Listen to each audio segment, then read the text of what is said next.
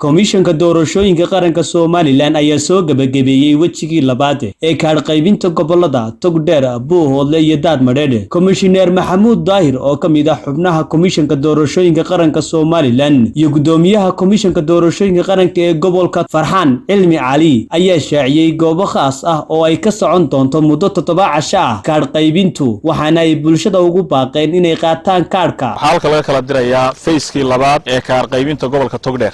socono fayskii hore dhammaan goobaha gobolku ka kooban yahay 209 goobood waa la wada dhigay 3 maalmood ayay ka socotay. Iminka goobo kooban oo ah degmo doorashooyinka 3 degmo iyo 3 goobood oo xuduudka ah iyo wedwed oo dheeri ah ayaa la dhigay. Waxaan ka codsanaynaa bulshada gobolka Togdheer inay kaarka qaataan. In qof kasta oo isdiiwaan galiyay 2016 oo aan kaarka qaadan kaarkiisii waa yaalay inuu soo doonto. Qof kasta oo 2021 isdiiwaan galiyay ama 2020 aakhirkeediina isagana kaarkiisii waa yaalay waa inuu ka doonto goobaha haddii aanu qaadan karin. Dadkaas waxaan leeyahay waad haysataan kaarkii aad ku codayn lahaydeen. Qof kasta oo muwaadin ah oo isdiiwaan galiyay kaarkiisii halkaas u yaala ha doonto. degmada Burco oo ah degmada ugu balaaran Burco miyigeeda Balidhiig center baa yaala ka kooban 20 goobood. Duruqsina waxa yaala 19 center baa yaala ka kooban 19 waana deegaanka xuduudda ku teesan iyo deegaanka xuduudda ku dhow ee dadku ay ka hayaameen.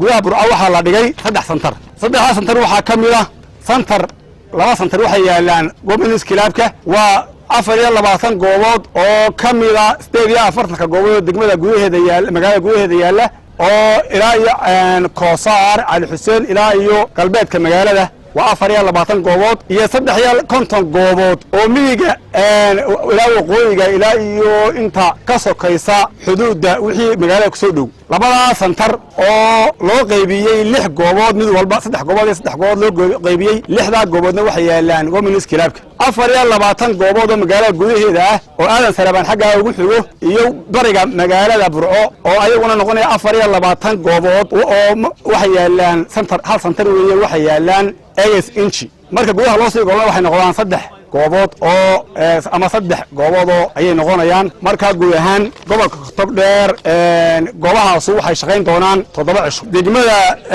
Oodweyne waxa yaala 2 center baa yaala. Center Xaaji Saalax buu yaala wuxuu ka kooban yahay 19 sanduuq buu ka kooban yahay waa xuduudda iyo waxa ku dhow Oodweynena waxa yaala gudihiisa 28 ayaa yaala goobood. Degmada la yiraahdo Buuhoodle Woodward waxa yaala hal center baa yaala oo waa 9 goobood. Qorlugudna waxa yaala hal center oo waxa weeye asaguna waa inta shaqeynaysa waa 9 goobood. Waxaan la dhigi doonaa Qorlugud gudaheeda iyo Woodward gudaheeda. Halkan aanu ka soo jeedinaynaa in dhammaan laga wada midaysan yahay xisbiyada qaranka iyo komishanka qaranka iyo xukuumadaba in ay dadku qaataan kaarkooda loona fududeeyo halkii ugu dhow qof walba. Ayaan la Cabdullaahi Jaamac warbaahinta SBC magaalada Burco.